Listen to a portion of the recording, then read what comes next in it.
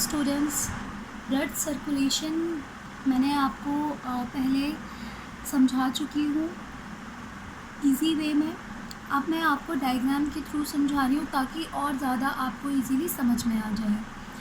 तो स्टूडेंट्स, जैसे कि मैंने आपको बताया था, हमारे जो सर्कुलेशन होता है, सर्कुलेटरी सिस्टम होता है हर एक चीज़ को ट्रांसपोर्ट करने का, यानी कि किसके थ्रू होता है? ब्लड के थ्रू होता है। जो एब्जॉर्ब्ड सब्सटेंस होते हैं, जो हमारा ऑक्सीजन होता है या कार्बन डाइऑक्साइड होता है, उसको अपनी सही जगह पर पहुंचाने का काम जो होता है ब्लड का होता है। यानी ट्रांसपोर्टेशन का काम कौन करता है? ब्लड करता है। लेकिन ब्लड को ट्रांसपोर्ट कौन करता है, मतलब उसके लिए भी तो हमें पता होना चाहिए। तो हार्ट का काम क्या होता है? मतलब पेस मेकर कहा जाता है हार्ट को। क्यों कहा जाता है? क्योंकि वो क्या करवाता है? ब्लड को ट्रांसपोर्ट करवाता है, पंप करने का काम करता है, बॉडी के हर एक पार्ट तक ब्लड को पहुंचाने का काम करता है, लंग्स तक पहुंचाने का काम करता है, ताकि वहाँ से ऑक्सीजन एब्जॉर्ब की जा सके और कार्बन डाइऑक्साइड को रिलीज़ किया जा सके। अब इसके बाद मैं आपको मैंने आपको समझाया था कि जो हार्ट होता है उसके पास से जो ब्लड वेसल्स, जो ब्लड ट्यूब्स ब्लड को ले जाती हैं, वो होती हैं ब्लड आर्टरीज़। और जो ब्लड के लेकर आती हैं, ब्लड वेसल्स जो लेकर आती हैं हार्ट के पास ब्लड को, वो होती है ब्लड की वेन्स। यानी ब्लड वेसल्स, उन्हें क्या कहा जाता है? वेन्स कहा जाता है। तो हमारी लार्जेस्ट वेन भी होती है, लार्जेस्ट हमारी आर्टरी भी होती है। लार्जेस्ट वेन को यहाँ पर सबसे पहले लार्जेस्ट वेन से स्टार्ट करते हैं। स्टूडेंट्स, वेन क्या करती है? ऑक्सीजनेटेड, मतलब मैंने आपको बताया ना कि ब्लड को लेकर आना, कहीं से भी लेकर आना, कैसा भी ब्लड लेकर आना, ऊपर वाले पार्ट से भी, नीचे वाले जो बॉडी पार्ट्स हैं वहाँ से भी, ब्रेन से भी लेकर आना, लोअर पार्ट से भी लेकर आना, ऑक्सीजनेटेड ब्लड को भी लेकर आना, डीऑक्सीजनेटेड ब्लड को भी लेकर आना, लेकिन एक मैनर में। यहाँ पे क्या होता है स्टूडेंट्स? सबसे पहले हमारी जो लार्जेस्ट वेन होती है उसे वेना कावा बोलते हैं। लार्जेस्ट वेन वेना कावा बोलते हैं। ये दो टाइप की होती हैं। एक तो होती है इंफीरियर वेना कावा, यानी कि जो नीचे की बॉडी ब्लड लाती है, ब्लड को लेकर आती है नीचे वाले पार्ट से, जो बॉडी पार्ट्स होते हैं, लोअर बॉडी पार्ट्स, वहाँ से। और जो हमारी होती है ये वाली जो ट्यूब दिख रही है आपको, ब्लड वेसल, इसे बोलते हैं सुपीरियर वेना कावा। ये भी वेन है, ठीक है। तो ये ऊपर वाले जो अपर बॉडी पार्ट्स है वहाँ से ब्लड लेकर आती है। कौन सा ब्लड? Deoxygenated blood.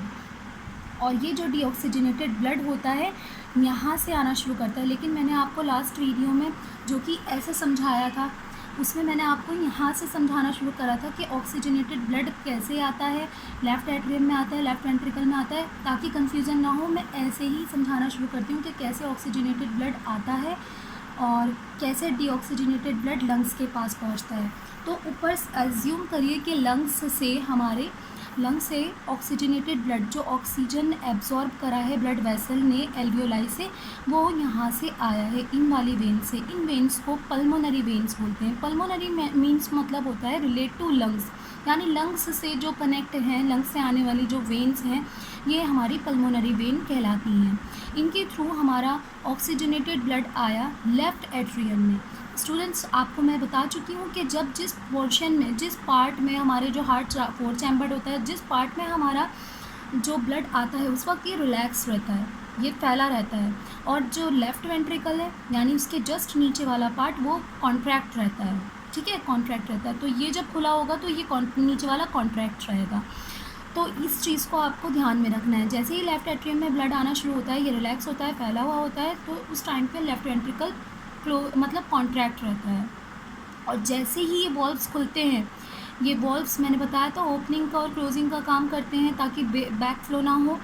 तो ये जैसे ही लेफ़्ट वेंट्रिकल में हमारा ब्लड आता है, ये वॉल्व्स क्या हो जाते हैं?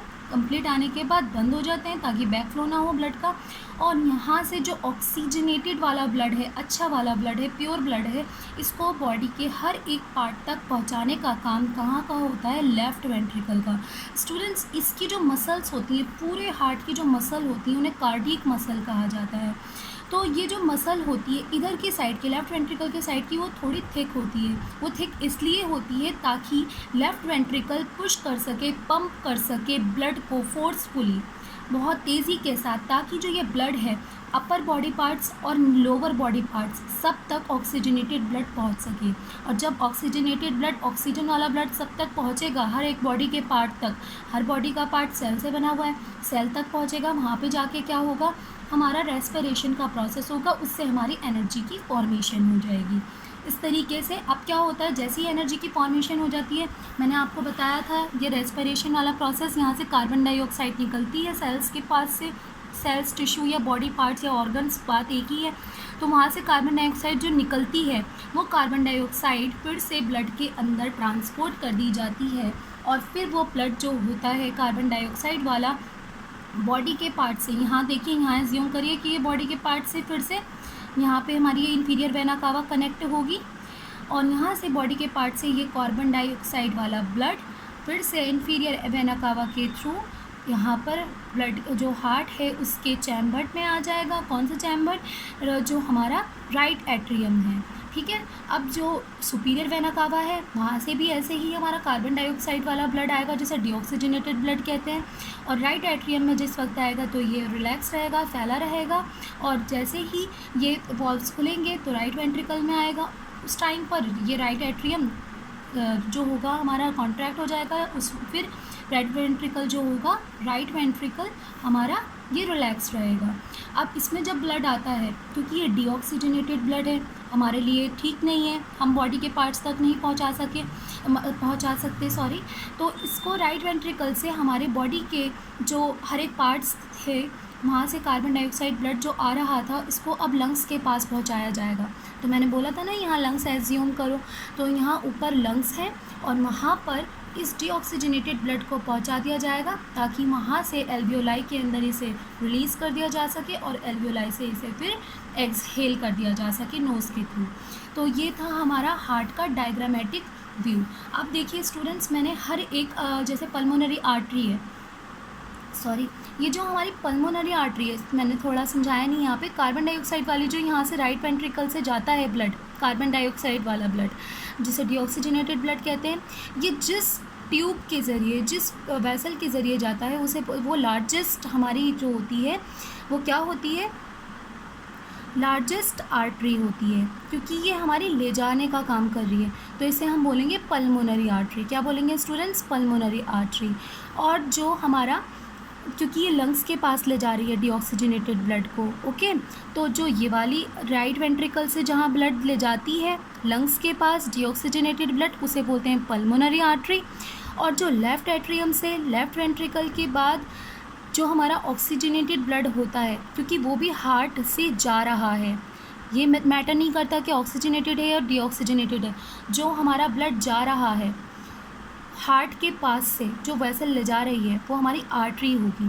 तो हमारी लार्जेस्ट आर्टरी कौन सी होगी, एओर्टा। तो याद रखिएगा, लेफ़्ट एट्रियम, लेफ़्ट वेंट्रिकल में ऑक्सीजनेटेड ब्लड आया, और वो किसके थ्रू जाएगा ऑक्सीजनेटेड ब्लड, कौन सी ब्लड वेसल के थ्रू, लार्जेस्ट आर्टरी एओर्टा के थ्रू, क्योंकि आर्टरी का काम होता है ब्लड को ले जाना हार्ट से।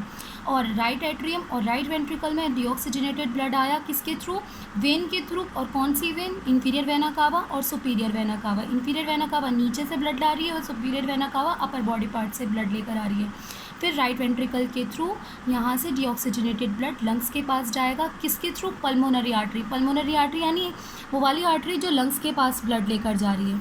स्टूडेंट्स, अब इसके बाद मैंने आपको, ताकि सिंपल हो सके, इसलिए मैंने आपको हर एक लाइन को लिखा है कि हर एक जो वेसल है वो क्या कर रही है, हर एक बॉडी का जो हार्ट का पार्ट है वो क्या कर रहा है। पल्मोनरी आर्टरी क्या करती है, जो ब्लड को लेकर जाती है लंग्स के पास। पल्मोनरी वेन क्या करती है, जो ब्लड को लेकर आती हैं हार्ट के पास, कहाँ से, लंग्स से, जो ऑक्सीजनेटेड वाला ब्लड होता है।